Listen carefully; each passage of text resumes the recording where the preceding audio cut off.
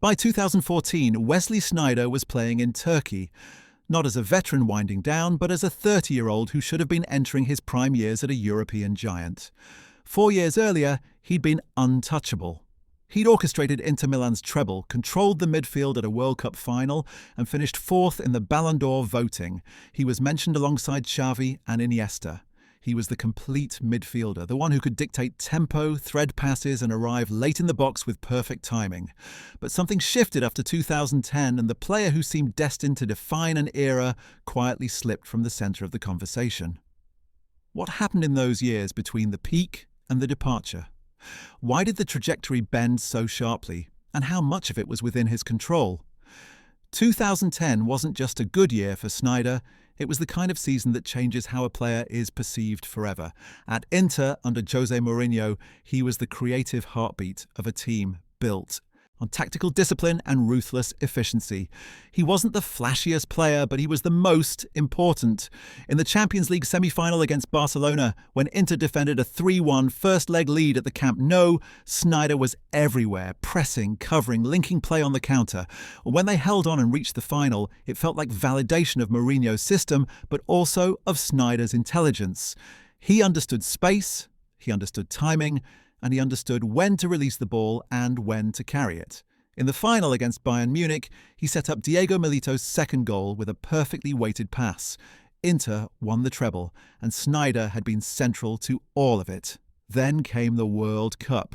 The Netherlands reached the final, and Sneijder was their best player. He scored 5 goals, including crucial strikes against Brazil and Uruguay.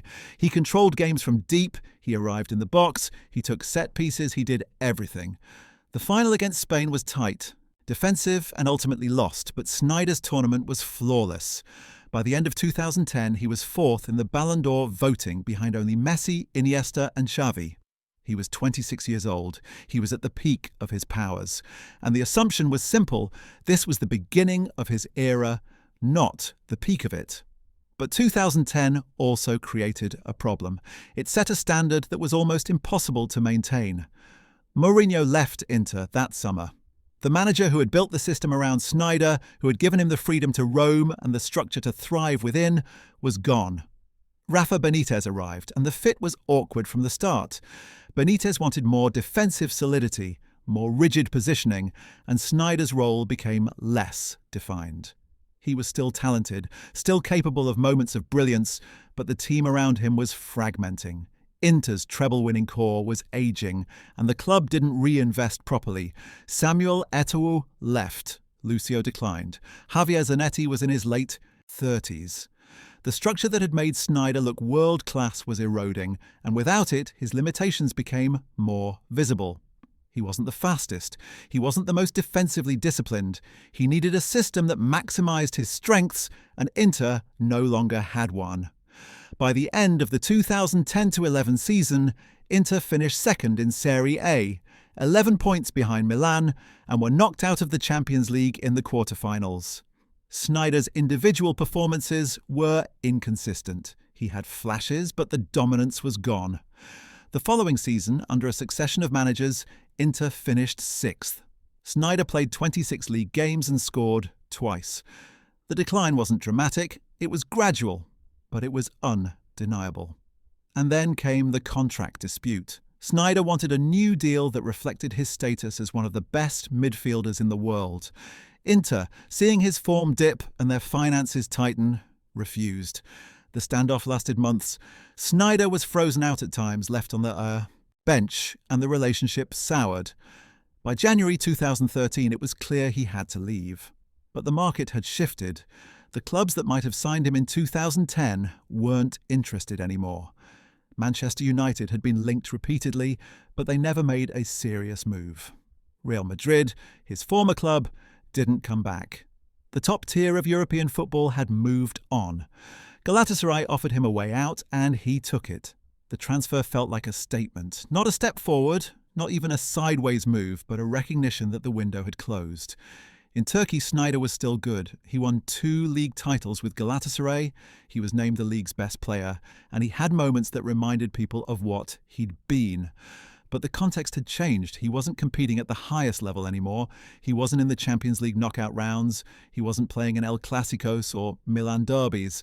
And the narrative around him shifted from world-class midfielder to talented player who left Europe too early. The 2014 World Cup offered a chance to reclaim some of that status. The Netherlands, under Louis van Gaal, reached the semi-finals, and Sneijder was still a key player. He scored against Mexico in the round of 16, a composed finish after a flowing team move, and he was involved in the build-up to several other goals. But he wasn't the dominant force he'd been in 2010. Arjen Robben was the star. Sneijder was the experienced head, the set-piece taker, the player who could still deliver in moments but not the one who controlled the game. The Netherlands lost to Argentina on penalties in the semi-finals, and Sneijder's tournament was solid but not spectacular. It was a microcosm of his post-2010 career. Still capable, still important, but no longer central. The gap between what he'd been and what he was now had widened, and it was hard to ignore. By 2017, he'd moved to Nice, then to Al Gharafa in Qatar, and the European chapter of his career was over. He retired in 2019, at 35, having spent the final 6 years of his career outside the top leagues. The decline wasn't about a single injury or a catastrophic loss of form. It was about margins. The system at Inter had made him look unplayable, and when that system disappeared, he was still good, but not great. The expectations created by 2010 were so high that anything less felt like failure, even when the reality was more complicated. The aftermath of 2010 also revealed something uncomfortable about how football evaluates players. Sneijder's peak was built on perfect circumstances, a manager who trusted him, a team that complemented his strengths, and a tournament where everything clicked. When those circumstances changed, his level dropped, but that doesn't mean he stopped being a top player. It means he was never the kind of player who could carry a dysfunctional team or adapt to any system.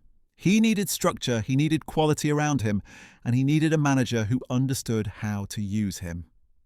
At Inter, after Mourinho, he didn't have any of that.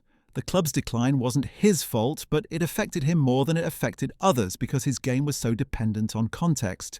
And because 2010 had been so extraordinary, the drop felt steeper than it actually was. If he'd had a very good year instead of a legendary one, the narrative might have been kinder, but he'd set a standard that made everything after feel like a disappointment. The contract dispute at Inter also damaged his reputation in ways that were hard to recover from.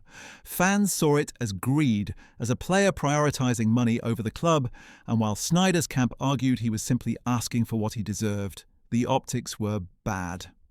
By the time he left for Galatasaray, the goodwill from 2010 had evaporated. He was no longer the hero of the treble, he was the player who'd held the club hostage and then left for a bigger paycheck. That perception followed him. When he moved to Turkey, the reaction wasn't, "What a shame. He's leaving Europe." It was, "He's chasing money." Whether that was fair or not, it stuck. At Galatasaray, Sneijder tried to rebuild his legacy. He was the star, the marquee signing, and he delivered on the pitch. He won the Super League in his first season, and again in 2015. He was named the league's best foreign player. He scored important goals, he controlled games, and he was loved by the fans.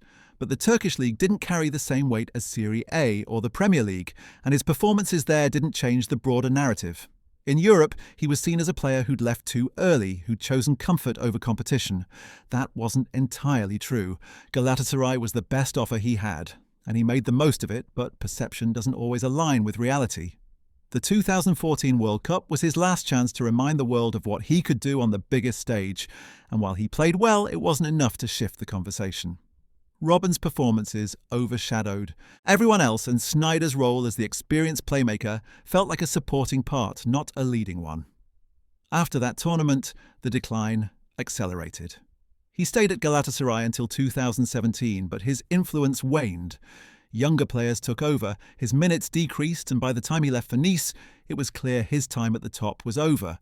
Nice was a short-term project, a chance to stay in Europe a little longer, but he played only 8 games before moving to Qatar. The final 2 years of his career were a formality, a way to keep playing and earning, but the competitive edge was gone. The story of Wesley Sneijder after 2010 is a reminder that football careers are shaped as much by circumstance as by talent. He was brilliant in 2010 because everything aligned: the right manager, the right team, the right moment. When those factors changed, he was still a very good player. But the gap between very good and world-class is enormous, and it's the difference between being remembered as a legend or as a player who had one incredible year. Sneijder's legacy is complicated because 2010 was so perfect that it became the only reference point. Every season after was measured against it, and nothing could match it. That's not a failure, it's just the reality of playing at the highest level. The margins are thin, the windows are short, and once they close, they rarely open again.